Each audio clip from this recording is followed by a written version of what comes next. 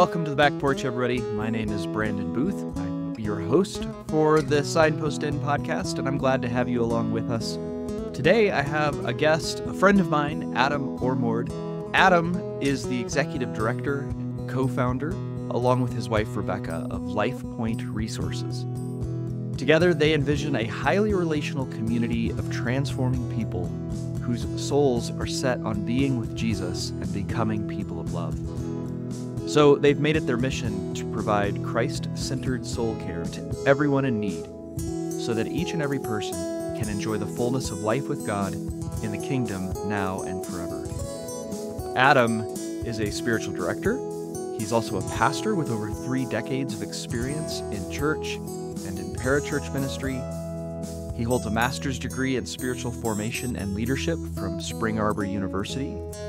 And he completed his spiritual direction training through Sustainable Faith and is a member of ESDA, which is a Christ-Centered Spiritual Directors Association, which is where I actually met Adam. We've kind of connected through ESDA several times. He's also a certified transformational coach. So along with spiritual direction, retreats, transformational coaching, and I understand that, Adam, you have quite a few directors and others on the team at Lifepoint. They offer a ton of stuff, and I love the ministry. I will admit right up front that I'm kind of envious of your mission and vision statement. It just feels meaty in a really good way, and I really resonate with it. There's a lot there to talk about. But today, I have Adam along with me. First of all, hello, Adam. Welcome to the show. Hey, Brandon. It's good to be with you. We just had a conversation not too long ago, and so I thought that was really rich, and I expect nothing less from this conversation as well. Yeah. I really love you and your ministry, the way you think, the way you engage, the way you listen. And so I'm excited. Me too. I'm actually glad to kind of turn the tables on you and let me do some of the question asking. Listeners, if you don't know this, I was just recently on Adam's podcast, and we were talking about my book, my earlier book, Changing the Conversation, and listening, because he's been going through a series on active listening and listening skills and spiritual direction. Actually, some really cool interviews. I forget her name, but musicology, I think, if I'm saying that correctly. We'll just call her Dr. Ann.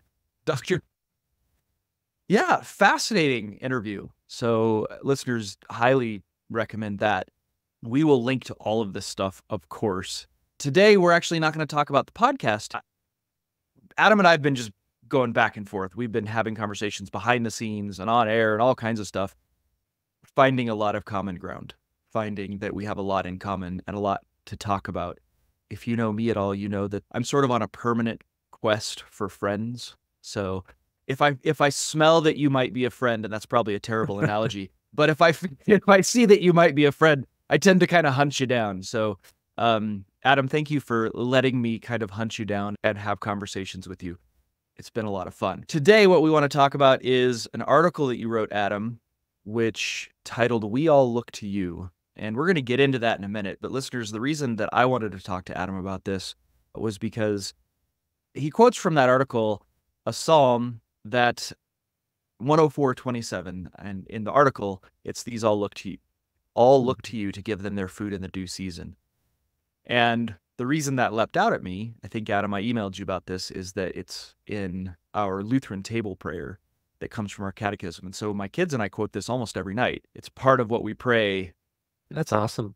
Before we eat. So it really jumped out at me as being something that's central to sort of our family's spiritual practice, and something that kind of recurs in my own understanding of what's going on and what does it mean to attend to God.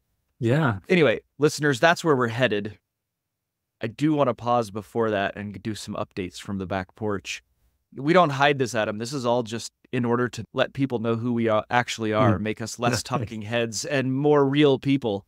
Yeah. So I know I dropped this on you. I know it was like right before we got on. I was like, oh, hey, I'm going to ask this. But would you like to offer an update to our listeners from your life? What's going on? What are you interested in? What am I interested in is a good question. And so here's literally real time what I'm interested in. This morning at about 5 o'clock in the morning, I woke up, grabbed my phone, And instead of going to scripture to spend my time with God, I had to answer a question that was present in my mind, which is, how do you properly wash a soft top on a Mustang? And that's because that's really present in my mind right now. So I'm a little embarrassed to say that to you, but that's what I'm thinking about, because a new thing is sitting in my garage. It's actually a used thing. I've been wanting a Mustang convertible since I was a teenager. I'm serious. In fact, when I was a junior in high school, we moved to Phoenix right before my junior year, which is great, by the way. I recommend that. Everybody should move their children to a brand new big city, new school right before a very significant formative time in their life. But I met a really actually cool guy from the church youth group and was attending the same school I was at. He's also interested in music like I was. And he had a red Mustang convertible. He would come pick me up and drive me to school in his Mustang. And we lived in Phoenix, so like the top was down all the time, Yep. right? All the Even time. if it Yep. happened to be kind of cold outside, the top was down, the heater was on. And so I think just from that point on, that was just this ideal car. I just wanted one, you know? So my wife, when I met her when I was like 18, 19, she says that's all I've ever talked about my whole life. And I've always said I would never have one. Yeah. And so, Brandon, I'm here to tell you that I'm interested in how to clean a soft top on a Mustang, because that's a reality now. I actually have to figure that out. That's Got so a cool. used Mustang out in the garage. That's so cool. Okay. So cool, man. Critical question. What color is it? It's not red. Okay. It's silver. It's kind of, gray silver. That's super cool. And what year did you say what year it is? I didn't. It's a 2020, so it's got the new body, which I think is really cool looking. Yeah. And there's just something about turning it on and hearing it growling. It just makes me smile. Yeah. I don't want to put a lot of miles on or anything like that. So, I'm in a little bit of a pickle. I would say I'd come see you, but I don't know if I want to drive all the way to wherever you live. But anyway, we'll figure something out. That is what I'm interested in right now. Yeah. And I'm seeing it, right up until the point where we actually bought the thing. I was seeing it all over. The more I was interested in it, the more I was noticing it all over the place, right? So I just kept pointing it out to my wife. And this is not one of these things where I was trying to force her to get behind this. It's actually the other way around, which is bizarre. Yeah. My wife was like, why do you think you can't have one of these? You know what I mean? So anyway, this is the world I'm currently living in right now. I have a big smile on my face and I'm so excited. Last night she asked me if I could go to the store. I was like, really? She needs some lemons. I was like, you want me to go to the store? Yes, I will go. Yes. She didn't really need lemons. She just wanted you to go drive. So it's a win-win for both of us, I think, because I can go to the store so anytime she wants. That is so cool. I know the feeling, Adam, of like getting something really cool and then sort of feeling embarrassed about it. Yeah. But oh my gosh, that's so awesome. My update was gonna be about something else. I'll save it for a later time. But this story reminds me of, I actually think it was for my 40th birthday. We were still traveling the country, and my wife, we were in California, and what she got me for my birthday, do you know, is it Toro or whatever? It's a basically like Airbnb for cars. Yeah. Yeah. So she rented, well, a Alfa Romeo, my favorite one. She rented me an Alfa Romeo for the day, and we drove it up into the mountains of California and picnicked at a campground and then drove it back down. And she bought me some incredible driving gloves to go with it. So for 12 hours, I was driving a luxury sports car with fancy driving gloves and my wife. And it was the best birthday ever. And that's cool. That's really, I loved it. And the best part was, it's California, there's a lot of traffic. So we get the car, we get out of the city and start heading up the mountain, and there is no cars on the road. And like I was able to just, I'm not going to admit speeding publicly, but I was able to go up the hill very quickly with no one in my way, and all these cars coming down, but nobody going up. And then we stayed there up in the afternoon, hung out and ate And then on the way back down, no cars on the road. It was like God's gift. Anyway, That's someday. cool, man. It's just kind of funny. And you're talking about California and driving in a convertible. So my wife has rented lots of cars, with travel through her work in the past, and sometimes even just some pleasure trips she's taken. I don't know what it is, but for some reason she keeps getting upgraded for free to Mustang convertibles. And I mean, that's never happened to me, ever. Yep. They don't look at me and go, hey, this guy probably wants to drive a Mustang. But for some reason, they see her in the line and they're like, we're going to make her day. And so she's always telling me, I don't know what it is. I'm not asking for it. So yeah, I'm really looking forward to yours. I'm looking forward to even, I'll go ahead and call it soul care, because I want it to be the soul care of driving up into the mountains here outside of Denver with Rebecca, and just, enjoying the little places I might find, and along the way, just the sense of being, a little bit more in touch with God and nature. So totally love it. Thank you for sharing that. It's so cool. Thanks, man. I'm not sure there's a good segue from that. Maybe it's God providing gifts and good things to his children, which perhaps is the nice segue. He provides for us in due season. But I do want to turn, and I want to ask you about the article a little bit and talk to you about this idea of attending to God. Maybe there's more of a segue here than I thought, Adam, because it's a question of attention. It's a question of where we look. Yep. And that image of you driving up through the mountains with the top down on your car, looking, observing, attending is probably a really great place. Maybe it's a great metaphor for what you were writing about and what we're talking about. A couple of, just to kind of introduce it to folks. The article that Adam wrote on his website is titled "We All Look to You." It's from May 3rd. And you begin talking about the me monster.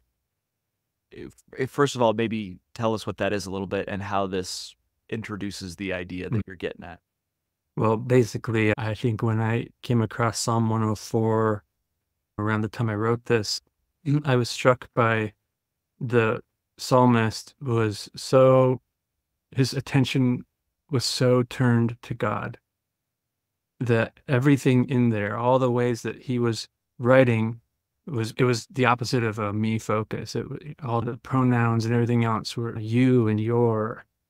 The whole thing, it just goes on and on and on. And I think maybe in the past, when I have come across this verse, it hasn't struck me, because maybe I just thought, well, God's the creator. Okay, can we move on? Like, I don't know about you, but sometimes when I read books, novels and stuff, the over detailed details of like what is happening, like sometimes that can be really dry for me anyway. I want to get to the narrative. I want to get to some action or something like that. And that's maybe what this psalm has felt like in the past. But for some reason, I was reading this, I was just so aware that there was space, that the psalmist, the writer, was making space and was in a place where they were not focused on themselves, which I think is what I was talking about, me monster. I've loved a comedian for many years now named Brian Regan. And he would probably be classified as a clean comedian, although, I wouldn't necessarily say that he's a Christ follower or anything like that. But he has just an incredibly hilarious bit on me monsters, like at a dinner table, where everyone's at a dinner table and everybody's talking and they're all talking about themselves, and the me monster's over there just, and he describes it as we talked about this in active listening too, by the way, in our podcast. The me monster is someone who listens, and what they're saying in their head is you, me, me. And so as soon as they can turn it back to themselves, right? And so he's just talking about, like, he wishes he could be this guy at a dinner party who, like, everybody, all the me monsters are talking about all the things that they've done and how short the runways are in Aspen and all this stuff, right? And he says, I have this social dream that I was an astronaut and I actually walked on the moon, because no matter what anybody says, all these me monsters, right, just going at it, I'm just sitting there quietly eating my food. And then eventually I just kind of speak up and say, I walked on the moon. So that's the joke, Brian Regan, me monster stuff. And I really just, I think that has helped me understand how to, bring this listening soul, this listening spirit, I think, that I want to have and I'm trying to nurture into all of my relationships, whether that's with you or a directee or my wife, my children, but also with God, Yeah, especially with God, I would say. right. Bringing a listening soul into your relationship with God. Well, okay, so that's, I mean, the quote, here's what you say. So, essentially you point out that the psalmist is not a me monster. Right. And why is this significant? I'm just quoting you here. Because when we enter into sacred space with God, we tune our hearts to something bigger than ourselves. We come face to face with our loving Creator and Provider who knows our every need. In view of God's grace, our need for approval and affection fades into the background. We experience a bit of what it means to be in union with God. There's a lot there. I love the phrase tune our hearts. And I think that's kind of what you were talking about a little bit there about bringing that listening soul, if I'm understanding correctly. Can you maybe unpack that imagery a little bit? What does it mean to tune our hearts to something bigger than ourselves in this space? Yeah, well, I think to start with, my background in ministry and for most of my life is that I have been a musician and I was a worship pastor for a long, long time. I love choral conducting. I was a band director for a while. I grew up singing and playing instruments, being in choirs, directing choirs, conducting. I thought I was going to get my master's degree at one point in choral conducting. That was something I was very passionate about. And in any form of music where it's more than just you, there are two words we use a lot, and that's like blend and balance. So when you're with an orchestra or a band or choir, you are talking about, as you're singing in some kind of an ensemble, right? If you can't hear the people around you singing next to you on both sides of you, then you're too loud. You've got to back off and make sure that you can tune your ears and blend your voice and balance yourself in with the group, right? So that could be a duet, an ensemble, choir, whatever. So that's, first of all, I like the language of tune, my heart, because of that. Of course, it reminds me of one of my favorite hymns, Thou Fount of Every Blessing. And it says there, come, thou fount of every blessing, tune my heart to sing your praise. So take and tune and readjust me, get me in balance, blend me in such a way that I can not just be focused on myself, but singing your praise. So that's probably where I resonate so much with tuning my heart. Is that, and there's a verse there, Brandon, that last verse, I think, of that hymn that nails, I think, what we're talking about. It says, let thy goodness like a fetter bind my wandering heart to thee. So let your goodness like a chain bind me to you, because the next part says, prone to wander, Lord, I feel it. Yeah. Prone to leave the God I love. So I'm constantly aware that no matter how much I want to want you, like Tozer talks about, I have a proclivity to moving away from you naturally. I need you, God, to tune me, to align me, to make me more attentive, right? To be receptive, to listen. The spirituality of receptivity is what we're talking about. So does that help? Yeah. I mean, I'm going to immediately ask the how question in a second, like how does that actually work? But I guess for me, it's striking the chord to keep with the imagery. If the heart is a string that can be plucked and needs to be tuned in order to resonate with the blend and the balance. I guess where I'm at in my context, like in my life right now, a lot of the conversations I'm having, what I love about that imagery is it's so not information driven. It's so not instruct my head that I might think correctly. Not that that's bad. It's just the cry here is pluck the string of my heart, or tense it or untense it. I mean, tune it so that Yeah. when it plucks, when you pluck it, it reverberates with love and praise. Yeah. I didn't even talk about the tune. I mean, when we think of tuning, it's like, is someone singing in or out of tune? Are all six strings in tune or out of tune? And we can hear the difference there. When you're talking about adjusting the tension on a string, for example, that's what you're doing.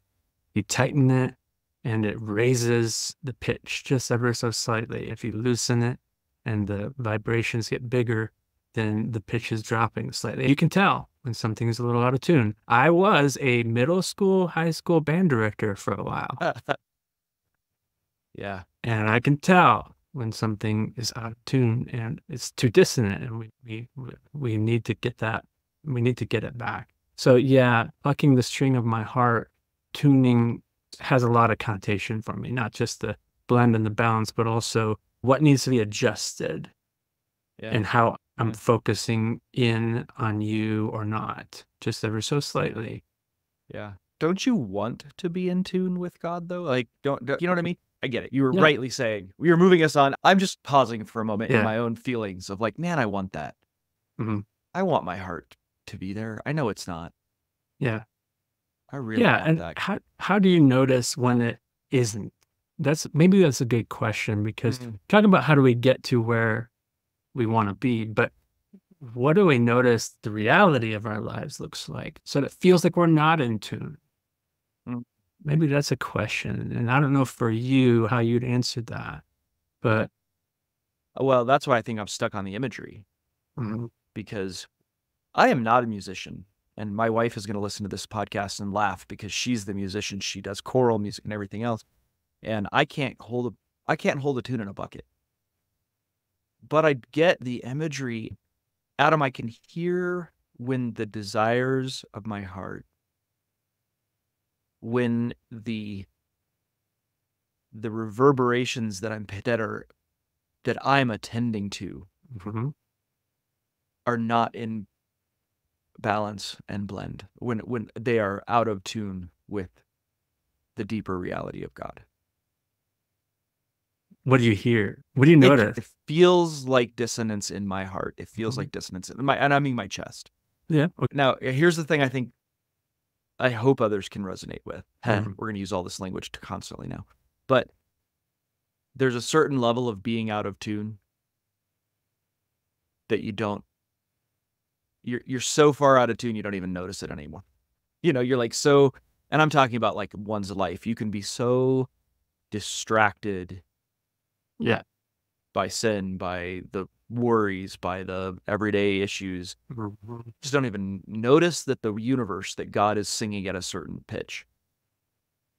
But I do think that once you put the top down on your Mustang and you drive in through the mountains. Oh, you're good, Brandon. And you pick up on the fact that you haven't been looking, you've just been driving. Yeah. I think that's when okay, just speaking for myself, that's when I start to notice that I'm out of tune. That's a good analogy. Does that resonate with you? Yeah, totally. It makes me think about some of the work that we do as spiritual directors. And man, I just had a session recently with someone who is walking through a hard time, and they know it. And they have actually been on a pretty cool journey where they've been attending to God more than probably they had in a long time. But now the season of their life that they're in and their work is very, very stressful. And I'm watching, just like on a month by month basis, what it looks like to just move ever so slightly away, but a little bit more at a time. And what I experienced most recently was a lot of compassion for my directee, because by this point now, the season has been going on for so long that there are now bags under the eyes, and just kind of the emotions are right here right at the chest, about, just so much. So, and so the language of the soul there is like, I I have gone so far away. Now I feel it. Right? At first I thought I could manage it. At first I thought this wasn't going to be too much. But now how I feel is, wow, I, I'm further out of tune than I can stand. Right. So there's all the in-betweens. There's all the little things that slightly adjust the tuning. Here's the thing that I want to turn on to, it is so easy for me, and I think I speak for listeners, to hear us talk about this, and it's like it's much easier to think behaviorally. Mhm. My behavior is out Right. of line Totally. than it is to hear what I feel like we're really trying to get at is it's the love, my love Mhm. expressed through my attention, and I want to deep dive into that a little bit in a minute. But that's how I would think of it right in this moment. I reserve the right to be stupid and wrong, but my love as seen through my attention or as expressed through what I'm attending to is out of line or out of it's not vibrating in the right wavelength. Right. Yeah. Right. And I think you're right. Like, I do think we do tend to think in terms of behavior only. Right? yeah. So we naturally are thinking, well, wait a minute, I'm still waking up and doing my quiet time the way I've always done it. Or I'm not, right? Or I've given that up. But we are prone to look toward the behavior, what can we do, or what have we stopped doing?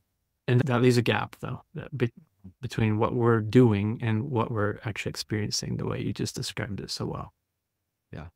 And it strikes me that the image that we get in this might go a short ways towards understanding the bizarre, the ones that were closest to the kingdom of God in Jesus's way of thinking were the down and outs, the ones that we would say their behavior is not very good.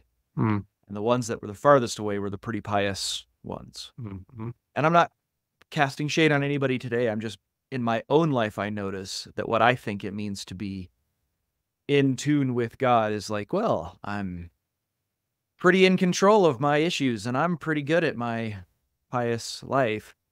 And I wonder if that sometimes is farther out of tune than I realize. Well, I know it is, to be honest. Like, Yeah. I know it is. Because really what I'm attending to is what you think of me, not what God is doing. Are you a fan of James K.A. Smith, his work? Yeah. Yeah. I imagine you would be, because he talks a lot about liturgy, our liturgy of our lives. One of the things he says in his book, You Are What You Love, it stuck with me, that our desires have been captivated by rival visions of flourishing. And like, that's what Jesus was maybe tending to, wanting us to notice, is like, hey, we all have visions of flourishing, of what the kingdom looks like, right? And then we have rival visions. We have those competing visions with that. So, if I think that a vision of flourishing is, I, will read my Bible and pray and tend to that time for a certain segment of the day, then I will go and chase after what I actually love. Which vision, what kingdom is it that we actually love? And I think that we're just caught in the middle. Oh, yeah, I did it. So I think, first of all, we have to notice, hey, this psalm is so God-focused. Have I been God-focused lately? Or have I been me-focused? Steve Macchia, I just did an interview with him. It's coming out in a couple of weeks, and he wrote a book called The Discerning Life. And in that book, he stresses a phrase called practicing a preference for God. And I asked him, like, if we're not preferring God, what are we preferring? And I kind of was wondering if he was going to explore, like, different idols, that we might chase after. Yeah. He very basically just said, me. If I don't have a God, I either have a me preference or a God preference, period. So how do I practice a God preference? I think the thing you go on to say in the article, like, that's the turn, right? Here's the how. To notice, you said, And maybe one way to do this right now is just to notice which direction our eyes are facing, our ears are turning. Mm-hmm. To whom do we look Mm-hmm. to give us our food in the due season? In this sacred space, we tune our hearts to something bigger than ourselves. Well, what? We come face to face with our loving creator and provider who knows our every need. You said a word that I think is captured here. You called it the spirituality of reception. Mm-hmm. Receptivity, right? Receptivity. Do you mind expanding on that? Okay. Well, I think you're the one who said this idea of receiving. And when I heard that receiving, I want you to know that's actually my word for the year. It's been something I've needed to rest in and really think about. And then I was part of a 9-month cohort thing recently here along the Front Range. And imagine that the very first cohort gathering we had was all about our capacity, our ability to receive, desire, our posture of receiving. And they kept saying, we're asking you, we're inviting you to trust God in this process and trust us. And just be ready to receive. You don't have to work. You don't have to earn, prove, perform. You get to receive in this space. And so that word, I've just been trying to let that word do some real deep work, I think, in me. So I'll just go on to say that idea of receptivity, then tuning our ears or our hearts to hear God and to sing God's praise, right, is all part of this. And so for me, this word receive is an invitation to a posture of open-heartedness and open hands. It's an invitation for me to deal with the idols in my life, which of course is largely based around me, but this is how they look. My idol might be an idol of success. Yeah. And everything that comes along with that. And that's an idol because it's about what I can do for God. That's the root of it for me. God, watch what I can do for you. And I can do all of this without any help. That's the other thing. So it's an isolating idol too. Very individualistic. And I notice that there's a spiritual pride lurking underneath all of this. This notion that I can reach my goals, that I can somehow prove my worth, and I think I've been dealing with this most of my life, and I hope that's not what a convertible equals to me, right? But I've been battling this idea that whatever I can do, I will do in order to project an image or perform at a level that I can keep at bay and I can avoid my greatest fear, which is failure. And so that doesn't work. I know that. I've tried the life of trying to do it all by myself. It doesn't work. Kind of moved into counseling when I realized that the last thing I wanted was help. You want to hear an example of how that actually looked for me? Yeah. I've moved a few times in my life. And so every time I move, the people at the church or whatever will come and they'll help. But I feel shame every time somebody has to come help me move. But I can't do it by myself, right? Enough of these times that shame kind of builds up to a point where several years ago, I was moving from one house to another while still working at the same church. And the lead pastor of the church where I was at said to me on Sunday morning, like, hey, what time are you moving Saturday or whatever? And I got really I pulled back and I was trying to basically say, don't worry about it. Don't worry. I got it, whatever. And he looked at me and was like, why don't you want help? And I remember that hitting me really hard to the point where I had to actually hear myself say, not to him, but later on in my own with God, I need help.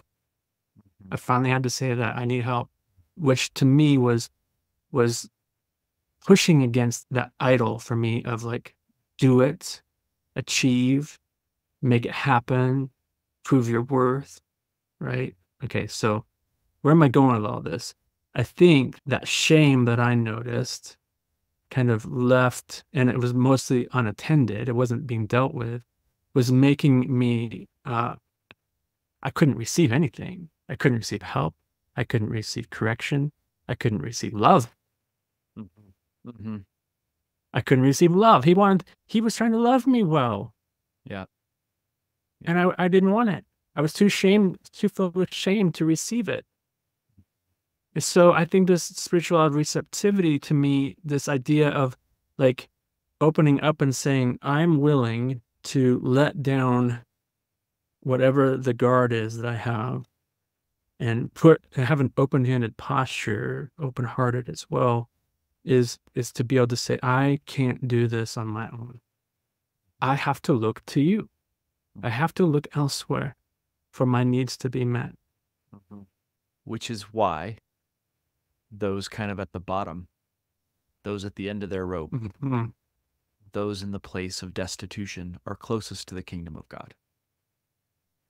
Where else are we going to look, Lord? Mm-hmm. Yeah. You have Where the else can we words of go? eternal life. Yeah. You know, where else? It's the irony is it's not you finally admitting you needed help. It does not make you more holy. You're not a better person. You were just able to see the destitution that we all Yeah. have, that I have striven so hard to ignore. Yeah, you're right. It's not the answer, but it does something. It opens me up. Yeah. Right. In the first posture, I'm completely shut off. Yeah. From the love that I so desperately want and need. That's what I actually want. And yet I'm shutting myself off from that very thing. Yeah. So you could say, hey, Adam, you are the beloved of God. I'd be like, no, I'm not. Right. Because I'm shut off from that. So I have to somehow turn, turn back, my eyes back to something other than myself, back to God, the creator who gives us all things in due season, and say, okay, here's a better posture, one of receiving, one of knowing you're the one, God, who gives us what we need. These all look to you to give them their food in due season. I'm just quoting the article. Who or what are these? Mm-hmm. The writer lists the beasts of the field, wild donkeys, birds of the heaven, livestock, plants, humans, trees, wild goats, rock badgers, lions, sea creatures, even Leviathan. All of these look to God who opens his hand and fills them with good things. The image I have of you, Adam, and myself even, of opening my hands and looking around and noticing, I'm not alone. This is the way of all things, rock badgers and Leviathans included. We all survive by opening our hands and letting the Lord provide. I feel the coming home into the rest of creation. My little brothers and sisters, the rock badgers. You know what I mean? They have something to teach me. Who are they looking to? And can I not join them? Am I not invited to be cared for, by the Lord who knows when even a sparrow falls? What an invitation to look to something bigger than me, to someone bigger than me, to notice that everybody else is invited to do the same. I think that's why this passage struck me so much. 2 reasons, because obviously God is opening his hands up and pouring out all the time out of the goodness of God's heart. I mean, but also I had to imagine this psalmist actually writing this. Like, what kind of experience was he having with God when he wrote this? Like you said, this sense of oneness with God in everything he noticing. I'm quite certain that he was in a convertible chariot through the mountains. So, because that's where you see these things. Yeah, well, I said in the article, I picture maybe standing on a rock ledge looking out on a vista. Yep. As you conclude the article, there's this wonderful ray of hope that I have experienced. You say the more one notices, the more one sees. The soul takes it in, soaks it up, returning it all back to God as love. Awareness leads to love, and love increases awareness.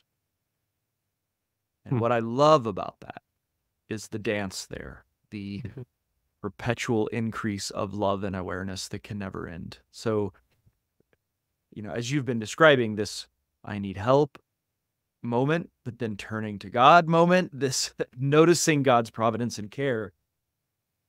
It's such an interesting, let me ask it as a question. Yeah. I could imagine someone experiencing what you were talking about as being sort of more shame-inducing. You need help and you've been denying it, shame on you. Mm-hmm. But the way I sense that you're experiencing it is it opened you up to notice God's love, which opened you up to notice more of God's love, and so on. Mm-hmm. Am I understanding that correctly? Yeah, and I'm trying to think of what what the shift is. How does it happen?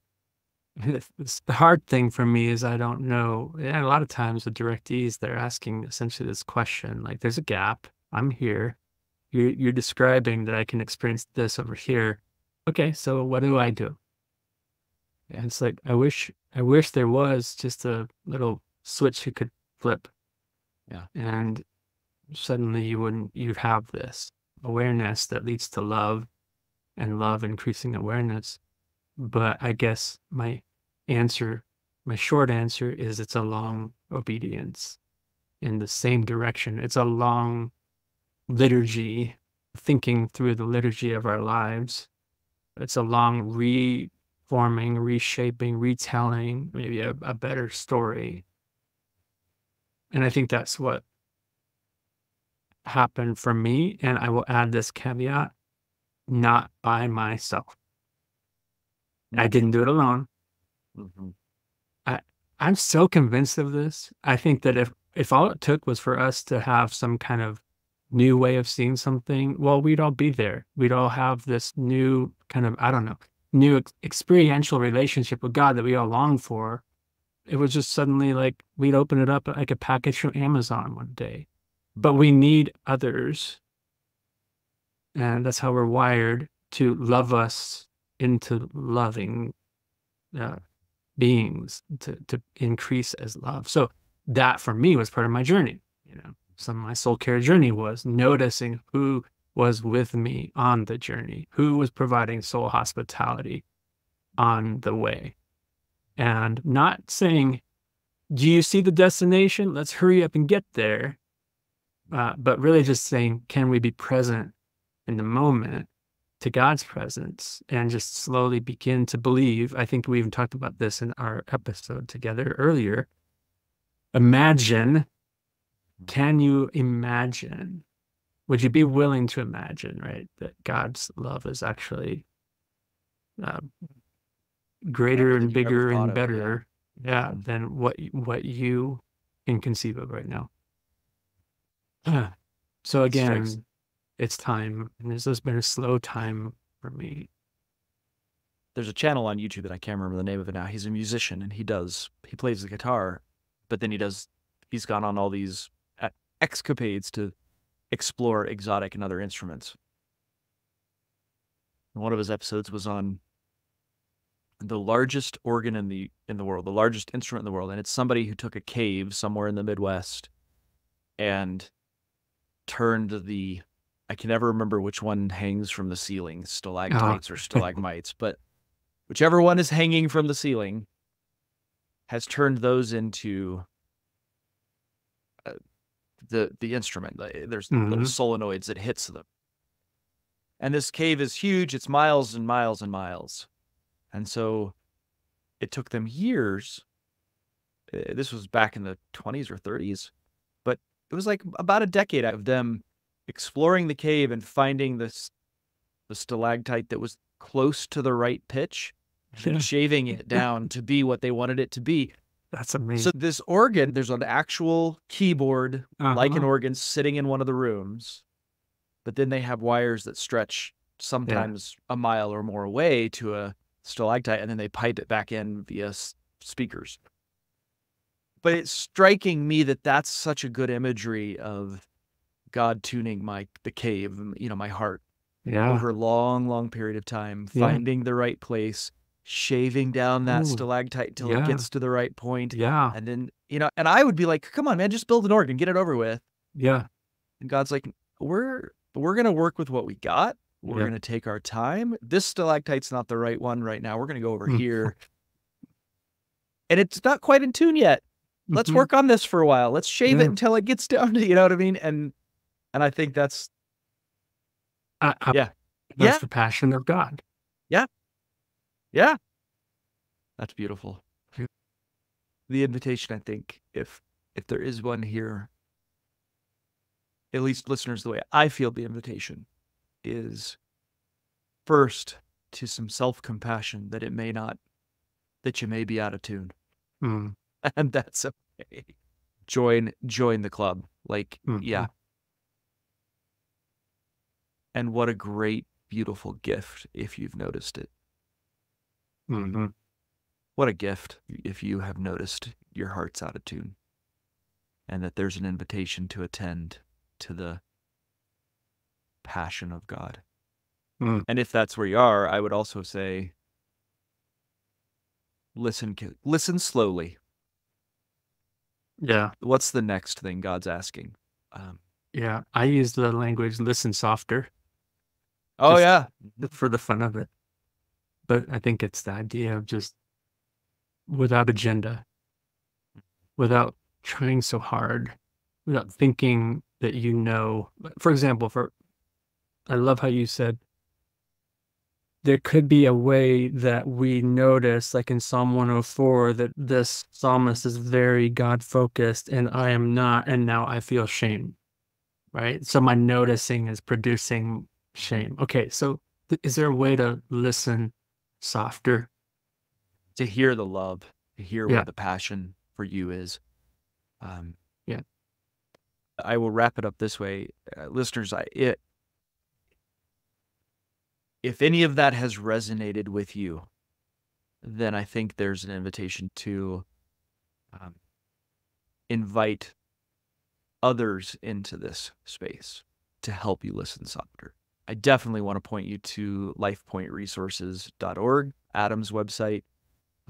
Again, Adam himself is a spiritual director, but he also has quite a few spiritual directors that are connected to his ministry kind of all over the country.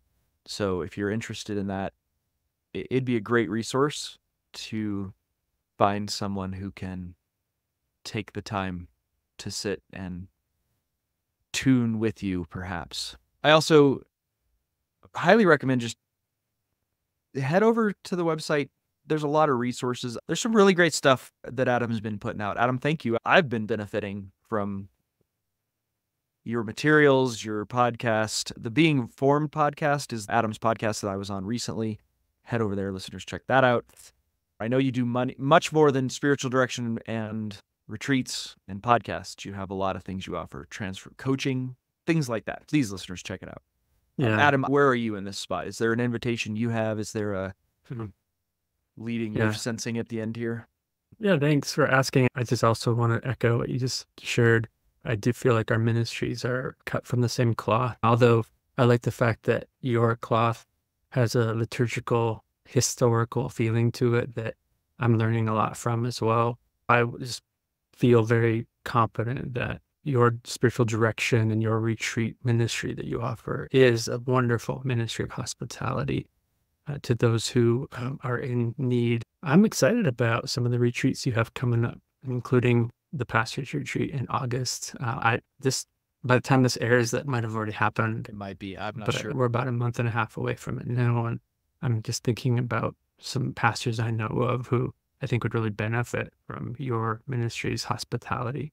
But yeah, for a way to kind of wrap this up, I actually was drawn to Tozer's prayer. It's kind of a very meaningful prayer for me from The Pursuit of God, but I'd love to just read it, pray it. Please.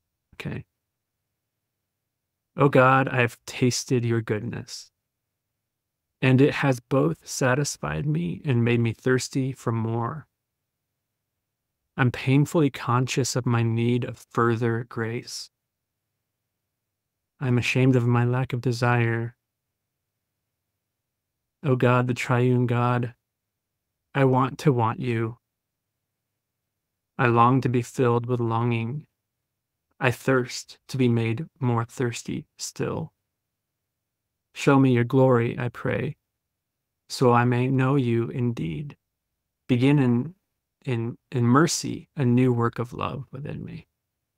Give me grace to rise and follow you up from this misty lowland where I've wandered so long. In Jesus' name, amen. Thank you, Adam. Thank you, Brandon. Good conversation, as always. Yeah. Listeners, thank you for being with us. May the grace of Christ go with you wherever the road takes you.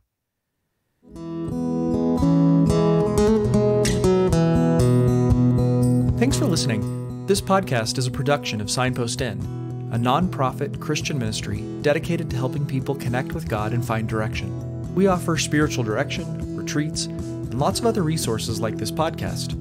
Please visit us at signpostinn.org to learn more. We especially want to thank our generous donors who support our work and keep this podcast going.